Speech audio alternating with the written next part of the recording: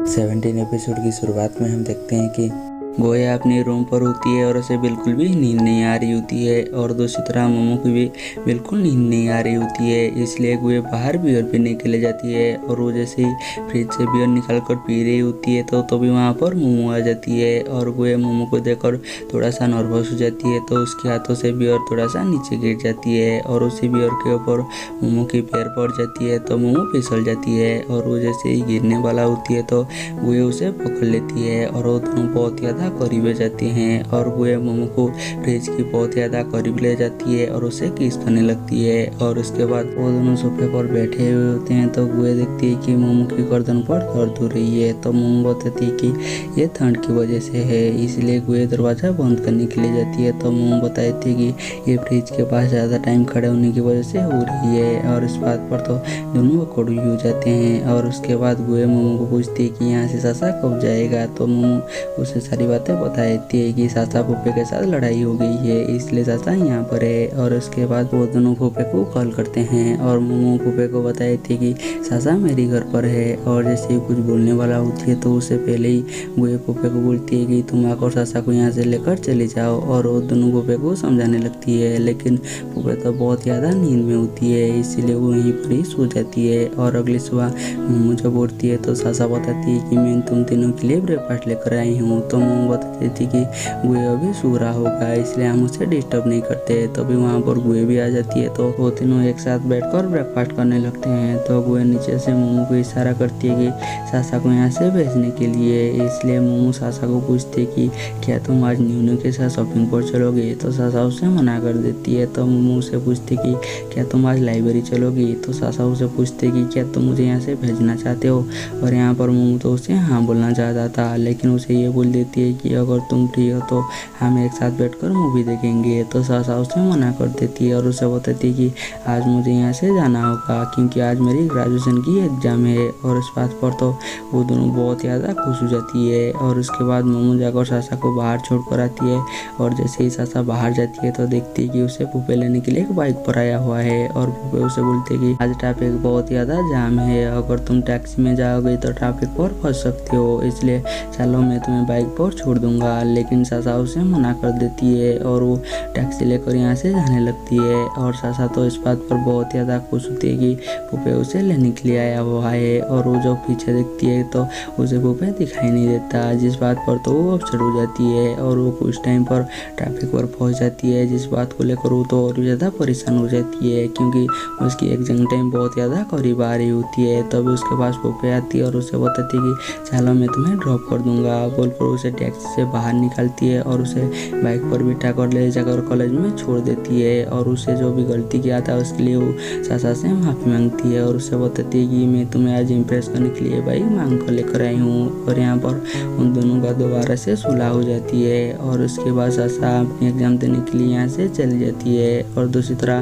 मोमो और गोया एक साथ बैठकर मूवी देख रही होती है और वो ऑलरेडी 2 मूवी देख चुके होते हैं इसलिए मोमो बताती है कि ऑलरेडी हम 2 मूवी देख चुके हैं इसलिए चलो हम बाहर एक्सरसाइज करने के लिए चलते हैं। पहले तो गोया मना कर देती है लेकिन मोमो उसे किसी भी तरह मना लेती है और वो दोनों बाहर चल जाती है पिंग पोंग खेलने के लिए। और उसके बाद गोया और मोमो पिंग पोंग खेलते हैं तो यहाँ पर गोया बार बार हार रही होती है इसलिए गोया तो यहाँ पर दोबारा से बहाना देने लगती है और वो दोनों जैसे ही पिंग पोंग खेलने के बाद हारी होती है तो मोमो देखती है कि कुछ लड़के स्केटिंग कर रही है जो देखकर मोमो तो बहुत ज़्यादा एक्साइटेड हो जाती है और वो जो लड़का स्केटिंग कर रही होती है और वो बहुत ज़्यादा एक्साइटेड होने की वजह से उसे हैंडसम बोल देती है जिस वजह से गोया तो काफ़ी जेलस हो जाती है और वो मोमो को बता देती है कि स्केटिंग करना तो बहुत ज़्यादा आसान है और वो उसकी फिजिक्स उसे बताने लगती है और वो जाकर जैसे ही स्केटिंग ट्राई करने वाला होती है तो गिरने वाला होती है लेकिन वो खुद को संभाल लेती है और उसके बाद वो दोनों वापस अपने घर में आ जाती हैं तो मोमो बताती है कि उसे देर हो रही है और कल सुबह उसे ऑफिस भी जाना होगा, इसलिए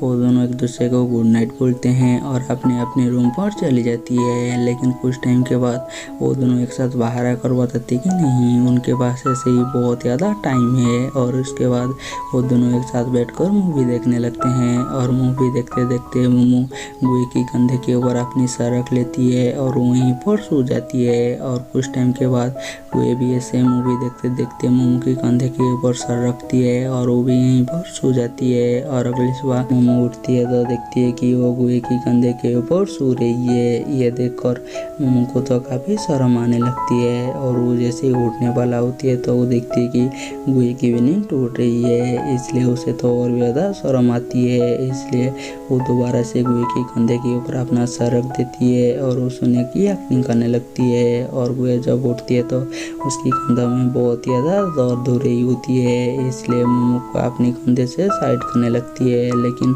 वो भी समझ जाती है कि मोमो ऑलरेडी उठ चुकी है और वो सोने का प्रिटेंड कर रही है, इसलिए गुए साइड हो जाती है और मोमो को बताती है कि मुझे पता है कि तुम ऑलरेडी उठ चुके हो। ये सुनकर मोमो तो फटाक से उठ जाती है और उसे तो बहुत ज़्यादा शर्म आ रही होती है, इसलिए वो अपने रूम पर चली जाती है। और वो जैसे ही रेडी होकर बाहर आती है तो देखती है कि गुए अपने कंधे के ऊपर प्याज लगा रही है, जो देखकर उसे तो बहुत ज़्यादा शर्म आने लगती है। तभी गुए उसे अपने पास बुलाती है और उसे प्याज लगाने में मदद करने के लिए बोलती है, जिस बात पर तो मोमो को और भी ज़्यादा शर्म आने लगती है। और मोमो गुए को बताती है कि मैं अपनी ऑफिस जा रही हूँ। और उसके बाद गुए मोमो को छोड़ने के लिए बस स्टैंड तक जाती है और वो मोमो का हाथ भी पकड़ा हुआ होती है। और मोमो जैसे ही ऑफिस पहुँचती है तो सूजी उसके पास आती है और उसे बता देती कि हम जैसे इंटर्न को भी समर हॉलीडे पर छुट्टी मिलेगा। और इस बात पर तो मोमो भी खुश हो जाती है। तो अभी वहाँ पर उनकी बॉस आ जाती है और उन्हें समर हॉलीडे की छुट्टी के लिए प्रिपेयर होने के लिए बोलती है। और दूसरी तरह गुया अपने लैब पर होती है तो